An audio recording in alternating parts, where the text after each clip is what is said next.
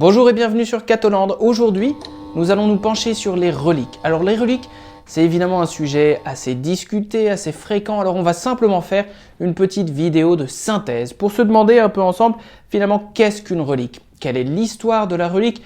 Quelles sont aussi leurs significations spirituelles, leurs racines bibliques? Qu'en disait le Christ? Et puis surtout, qu'est-ce que ça change dans notre vie au quotidien? Quelles sont leurs limites? On se penche là-dessus tout de suite et on se voit donc juste après ceci. À tout de suite!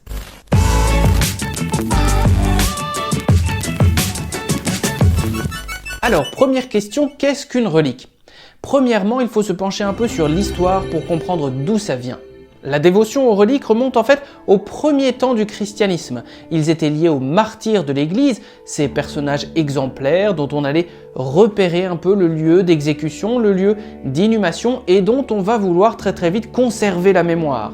Au début, on va sans doute recueillir des objets qui leur ont appartenu, qui ont fait partie de leur vie, des objets familiers, et puis on va aussi récupérer les instruments de leurs martyrs, ou bien le sang qui va jaillir de leur plaie qui sera imprégné dans des mouchoirs pour ce même souvenir du martyr. Enterrés dans des catacombes, les martyrs vont être un peu mis à l'honneur, parfois avec de beaux tombeaux un peu décorés qui auront la forme d'un autel pour célébrer la messe. Et c'est justement sur leur tombe que seront célébrées des messes. Progressivement, cette forme de culte va donc un peu s'amplifier et c'est très vite que l'on va finalement étendre la dévotion des reliques, non pas seulement aux martyrs, mais à toutes les figures de sainteté dans l'Église. À commencer par le Christ lui-même. On se souvient bien sûr que Sainte Hélène, la mère de Constantin, l'empereur, va aller en Terre Sainte au IVe siècle pour aller rechercher, récupérer des éléments de la vraie croix, des éléments de la passion du Christ, et c'est justement en 326 qu'elle va faire cette découverte de la croix du Christ à Jérusalem. En faisant voyager ces reliques depuis la Terre Sainte jusqu'à Rome, il va se passer sur leur passage de nombreux miracles, et c'est comme ça que la dévotion va s'amplifier. Dans l'histoire, les reliques ont été divisées un peu en trois catégories ou trois classes. Les reliques de première classe sont celles qui vont concerner des grosses parties du corps, par exemple la tête que l'on appelle le chef, ou bien le bras, ou bien un pied ou une main.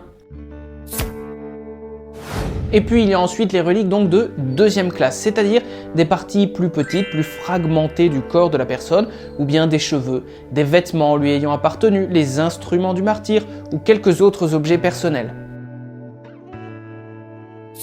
Pour finir avec les reliques de troisième classe, c'est-à-dire des tissus par exemple qui auront été mis en contact avec le tombeau ou un os du saint ou de la sainte, ou bien encore la châsse que l'on va transporter à droite et à gauche. Bref, ces trois classes de reliques nous montrent qu'il y a une dévotion qui est faite, mais une dévotion qui est un peu organisée et encadrée, pour éviter une superstition excessive. Les reliques, évidemment, ne sont qu'un support pour la foi. On ne vénère pas les reliques pour vénérer des reliques, mais on les vénère parce que c'est un moyen de nous rapprocher de Dieu. À Dieu est réservé le culte et l'adoration, et la vénération ou la dévotion, c'est une question de vocabulaire, va être tournée cette fois vers les reliques. Pour le dire en une phrase, les reliques ne sont pas l'objet lui-même de la foi, mais simplement un support pour nous y conduire. En général, dans chaque église, sous l'autel, il y a une petite plaque qui va contenir des reliques du saint, ça peut être des reliques de différentes catégories d'ailleurs, pour maintenir et transmettre ce souvenir de ce témoin qui a marqué l'église et porté la foi. Deuxième question maintenant, que va dire la Bible de la dévotion aux reliques? Et là, on en a plusieurs témoignages. D'abord, dans l'Ancien Testament, on va citer souvent ce passage du livre de l'Exode au chapitre 13, où les ossements de Joseph vont être emportés hors d'Égypte. On est encore un peu loin de la dévotion aux reliques, mais déjà c'est un témoignage de l'attachement à une personne, et particulièrement à ses restes. C'est plus qu'un simple rituel funéraire traditionnel comme on en trouve partout, c'est en fait ici une idée spirituelle, puisque la Bible elle-même va rappeler que être privé de sépulture est en fait une sorte de malédiction. Ce respect du corps n'est évidemment pas limité à l'Ancien Testament, puisque dans le Nouveau, on a la même chose avec le corps de Jean-Baptiste qui va être récupéré par ses disciples dans la dévotion.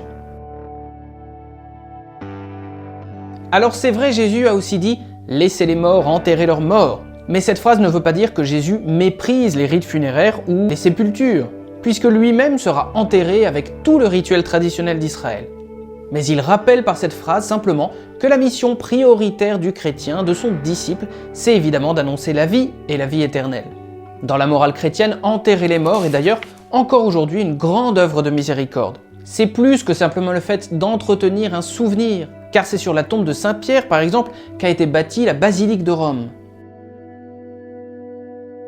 La dévotion aux reliques va donc être justifiée, aussi encouragée un peu, par rapport aux fruits spirituels qu'elle va porter partout dans le monde. Et ici on peut penser, par exemple, au pèlerinage de Saint-Jacques de Compostelle. Ce pèlerinage médiéval a poussé des gens sur les chemins de Saint-Jacques depuis maintenant des siècles et des siècles, avec des fruits spirituels considérables. Tout ça pour aller marcher jusqu'aux ossements supposés de Saint-Jacques, l'apôtre. Ce qui me pousse à aborder une troisième question. Dans le fond, pourquoi les reliques exactement sont-elles importantes ? Pour les chrétiens, il y a donc cette idée de respect des morts, bien sûr, idée assez universelle, mais il y a autre chose. La deuxième idée, c'est une idée d'incarnation. Dieu s'est fait chair, ça veut dire qu'il est rentré dans le corps de l'homme. À partir de ce moment-là, ce corps devient sacré, et particulièrement s'il est sanctifié par la foi, par la charité, par la proximité avec Dieu. Pour les chrétiens, il y a une unité de la personne humaine, c'est-à-dire qu'il n'y a pas le corps d'un côté, l'esprit de l'autre, mais les deux ne font vraiment qu'un. Et donc, quand on va avoir une dévotion pour un corps, ce n'est pas seulement pour de l'os, de la cendre et de la poussière, mais c'est aussi bien sûr pour ce qu'a été entièrement cette personne. Donc pourquoi les reliques ? C'est aussi pour une troisième raison, c'est pour celle de la résurrection. Chaque chrétien, évidemment, quand il meurt, attend de ressusciter. Qu'il soit mis en terre ou qu'il passe par la crémation, c'est la même chose. Donc la relique, ce n'est pas seulement un élément de souvenir, de commémoration, mais c'est bien un élément humain plein de dignité qui est en attente de la résurrection de la chair et du jugement final. Dernière question maintenant, quelle prudence adopter par rapport aux reliques ? Alors la première chose, c'est de se dire que la dévotion aux reliques, ça n'est pas le culte des morts, puisque c'est une dévotion envers les saints et les saintes, c'est-à-dire des personnes pour lesquelles l'Église s'engage à dire qu'ils sont dans la béatitude divine, vivant auprès de Dieu. Donc c'est en réalité une sorte de célébration de la vie et de la vie éternelle. Et puis le deuxième élément de prudence quand on parle de reliques, c'est évidemment la question de l'authentification des reliques. Évidemment, dans l'histoire, il y a eu des controverses scientifiques parfois importantes pour savoir si telle ou telle relique, que ce soit le suaire de Turin, la tunique d'Argenteuil ou beaucoup d'autres choses, appartenait véritablement à la personne concernée. Sur ce dernier point, il faut dire trois choses. D'abord, c'est que l'Église est un peu experte en réception et conservation des reliques. Elle fait ça depuis les origines. Donc elle est bien consciente du danger. Deuxièmement, cette authentification dans l'Église est codifiée. Seuls des cardinaux, des évêques ou des prêtres qui sont missionnés exactement pour ça peuvent le faire au nom de l'Église. Et puis troisièmement, pour l'Église évidemment, les reliques, ça n'est pas un dogme, c'est-à-dire qu'elle ne va obliger personne à y croire.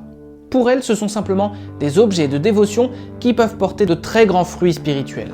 Et parfois, il peut y avoir de grands miracles qui vont naître d'une relique, même une relique dont on n'est plus tellement sûr d'où elle vient exactement.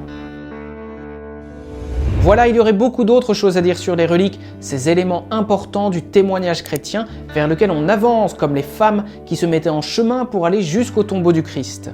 Alors que ces reliques viennent soutenir votre foi comme elles soutiennent la mienne, et en attendant, je vous dis à très bientôt.